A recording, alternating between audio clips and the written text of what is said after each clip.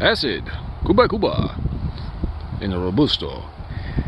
Hey everybody, I'm okay, this is Cigar Vlog. So check this out, the acid line is one of those lines that kind of turn the cigar world on its head. By the way, excuse the band, I kind of can't do anything about that. But anyway, the acid line was one of those unique lines that kind of started a trend. And basically kind of changed the game. Back in the 90s, there was a bit of a cigar boom, and after so many years, it kind of started dying down. Then along comes Jonathan Drew with this new idea of atomizing botanical oils in the curing process, and he ends up with this bad boy. The unique marketing and branding, he ended up making what was quite possibly the most popular cigar in the world. Actually, I think they still are. Anyway, I'll get into more of that later. My hands are starting to freeze because that breeze that is messing with my mic is also freezing my fingers. So I'm going to cut this like this and get rolling.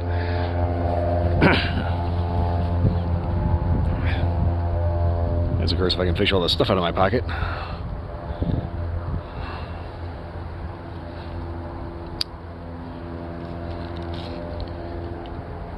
Should we said that there's a nice meaty double cap, possibly a triple. Kind of started having to point that out after a relatively bargain cigar had some issues with keeping the cap on because it was just that small and that thin.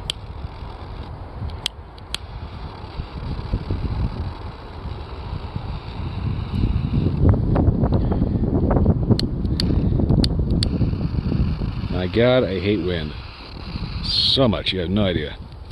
Stop blowing my lighter out.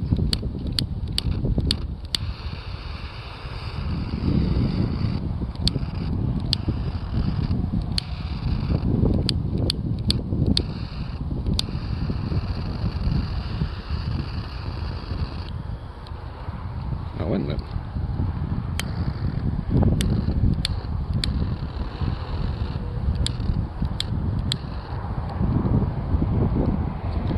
Technical difficulties are ensuing. So I got that going in the right direction here.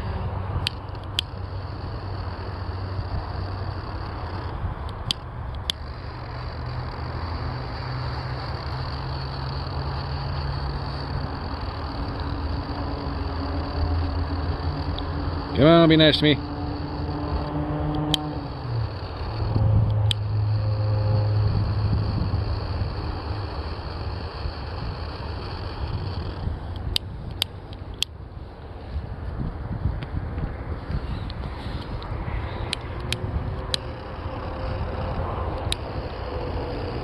For so long, this lighter has been absolutely stellar performing.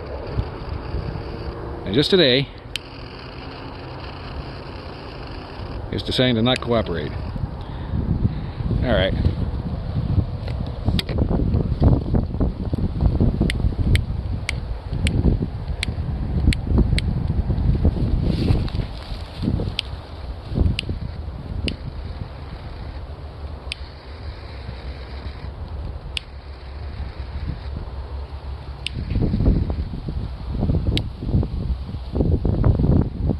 Well, I gotta mess with that thing. Anyway,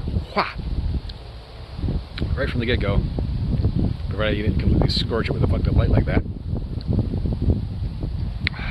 there's an immediate, very sweet hit on the lips. Kind of makes you wonder if they sweeten the tip. I don't know if they do that or not. Overall, you get a very complicated mix of botanical oils and sweetness.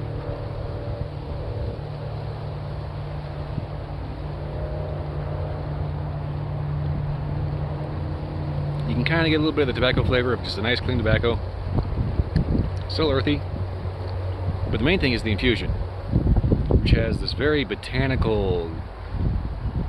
I've heard some reviewers describe it as potpourri. I wouldn't necessarily say it's a potpourri smell, but...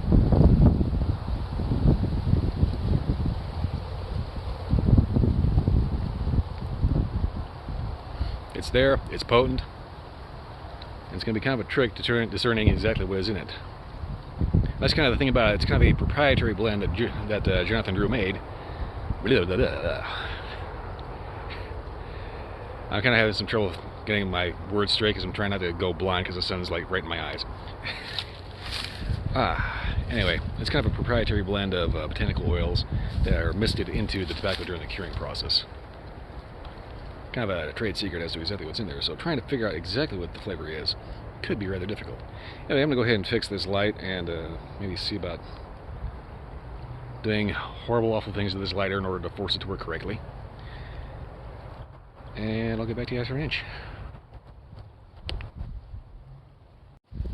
Just a quick little side note, this is kind of the reason why you want to make sure that you invest in a very quality lighter, because well, the one I've had has been working fairly well for a long time.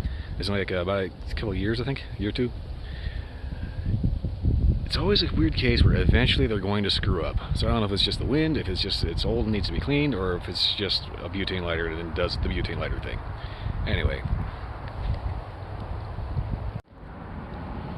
Alright, so coming up on the first inch here.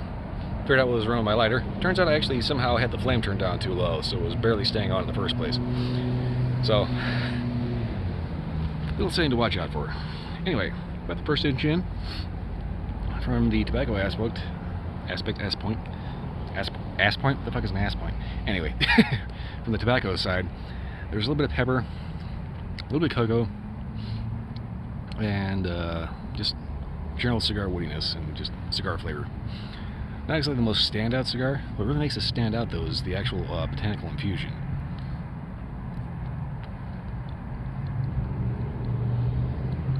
And there's such an array of different botanical oils, from clove to cinnamon, cardamom. I mean, you just take your pick. If you can focus on any one specific flavor, you'll probably be able to find it. There's all kinds of just interesting flavors just in the infusion alone. So basically the whole thing with the whole Drew Estate acid line, everybody was kind of making these flavored cigars that were basically, they took kind of B-grade cigars and just dunked them in like vanilla syrup, imitation rum, cherry shit that just tasted absolutely god-awful. And the overall tobacco itself was actually kind of just blech. I remember I had one vanilla cigar that, aside from the sweetened tip and the vanilla flavor, tasted like swamp grass grown on a cow turd. Absolutely disgusting. Fortunately, that was not this. Jonathan Drew did something a little different. Instead of just taking a lackluster cigar and dunking it in something, trying to beef it up, he ended up kind of making more or less the tobacco equivalent of an umami bomb. He had a decent cigar, then he hit these in botanical oils and a touch of sweetness. And the end result was more or less a mouthful of magic. And as a result, he kind of ended up turning the cigar world up kind of upside down on its ear, you know. He kind of threw a wrench in the gears, basically. And ended up with now a super successful company that branched off into more traditional lines, as well as expanding on their infused natural lines, partnering up with Rocky Patel for their Java line. And there's just so many different lines from Drew Estate that, you know, it just shows that there is some serious art that goes into cigars. Anyway, a little bit of personal history. This is actually probably one of the first real cigars I ever smoked after I started with, well, should we call it gas station rejects? Yeah, I started off with the Switcher Sweet, and then when I decided to try a real cigar, I tried with one of these, and well, let's just say match made in heaven. Well, anyway, I'm kind of rambling at this point, so I'm going to go ahead and get this down to about the halfway point. I'm going to yank the band after this, just because it is kind of big and kind of getting in the way. So I'll get an update from there and see if the tobacco or the infusion ends up standing out more. Alright, pretty decent halfway point. Ash just fell off. Good solid halfway through the cigar, so construction is pretty much top tier. And it's from Drew Estate, so it should be. I'm going to take this little point to note that I've never had a bad cigar from Drew Estate, which is a good thing. I've had some that didn't quite live up to other lines, but they've never been bad. As opposed to other brands that makes infused cigars. Excuse me. Anyway, little note to point out about these: when you smoke an acid, you're going to draw some attention. Usually unintentionally, but people are going to be able to smell these from quite a ways off. There's a little couple that just walked by, and the lady knows that she could smell the cigar from ways out, and she was wondering where it was until she just didn't know until she walked by, sees me standing there. And I had a little bit of a chuckle at that. So, a little word of caution when it comes to infused cigars. If you buy a box of these, you cannot store these in the same humidor as your standard collection. The infusion of these is really, really potent. And if you leave it in there for a year, 6 months, 3 years, whatever, every cigar in that box is going to have that infusion flavor. This kind of harkens back to, I think, my first cigar vlog, where I reviewed this, I think it was a machine made. I may or may not have been Cuban. It was a good 40, 50 years old, something like that. And it had been sitting in my dad's garage for I don't know how long, just decades. Well, I got a hold of it, stuck it in the humidor, and it had this tobacco from Drew Estate that was infused tobacco. That's the way that they package their acid line. You get the cigars in a box, and that box is lined with infused loose leaf tobacco. Well, I decided to just stick it in my humidor because it smelled nice. I mean, the smell is amazing, it really is. But after about a handful of years in that humidor, that cigar, that little crappy machine made, ended up picking up all the harsher notes of the infusion, along with the kind of brown paper bag that the cigar kind of turned into. Anyway, that is fortunately not this.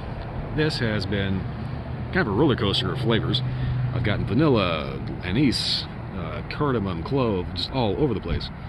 I mean, there's so many different flavors going on in here. It's really interesting to smoke. I'm not kidding when I say that Drew Estate came up with a mouthful of magic on this one. In case you can't tell yet, this is one of my long-term favorite cigars. I don't smoke them often because I have to stick them in a separate humidor, but when I do, oh boy, a lot of enjoyment to be had in these. Well, anyway, and then smoke this down to the finger burning point and do a final update from there. So far, the infusion's been picking up, and well, not really picking up, but staying pretty consistent all the way through. I'll update you the nub. Alright, pretty much down to the nub here. Flavor's been pretty consistent throughout. That's not a bad thing, because it's a good flavor all the way through. Once you get towards the end, though, you start noticing the tobacco a little bit more, and it's good, clean tobacco. I mean, it's a regular cigar. The infusion, though, that's wild. That's something else. Not much else to say, really.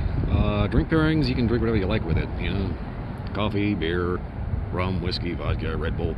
Seriously, don't drink Red Bull. Ugh, that shit'll kill you. Anyway, I guess I can probably recap this by saying that Jonathan Drew really ended up standing out and making pretty much a really good decision by taking an old idea, a flavored cigar, and doing it in a new way. Not to mention adding a certain level of quality that others just weren't doing. Another thing that he really ended up adding to that formula was good marketing. If you ever take a look at the actual marketing for the acid line, you don't get like some goofy list of medals that they've won for awards, or some old archaic art style of like some South American vista somewhere. You get a picture of a guy smoking an acid with a wild hairstyle sitting next to a high-end motorcycle in silhouette. And that's one of the big things that this guy ended up taking off, is because of the fact that it was intentionally targeting a demographic that was not the stereotypical old guy golfer. And I think that a lot of other brands should probably be taking a little bit of a note of that. Now, Camacho started doing that with its more colorful banding, not to mention huge banding, but overall Camacho's made pretty much the same cigar, but they've rebranded themselves to be a little bit more current, and so far it's working out for them. So there's definitely something to be said about appealing to not necessarily a young demographic, but just a younger demographic. On just a quick side note here, I don't think I've ever seen any tobacco product that has ever been intentionally marketed to children, at least not in the US. Just kind of a weird side note that I kind of thought about while I was smoking away on this. But anyway, I don't really have much else to say. Definitely worth the money, kind of a long-time favorite of mine. Other than that, that's pretty much all I got. If you like this video or any other video, like, subscribe, leave me a comment. Let me know if you had one of these and had similar experience, or if you just absolutely hate them. I point that out because this is technically a flavored cigar, and because of that, publications like Cigar Aficionado won't touch them, which kind of does a disservice to their audience as well as just the cigar community as a whole, because these are really good. Well, anyway, that's pretty much all I got. Go out and try one of these, especially if you've ever tried one before. Loud motorcycle. He's also really good for new smokers. Well, that's pretty much it. I'll see you next time.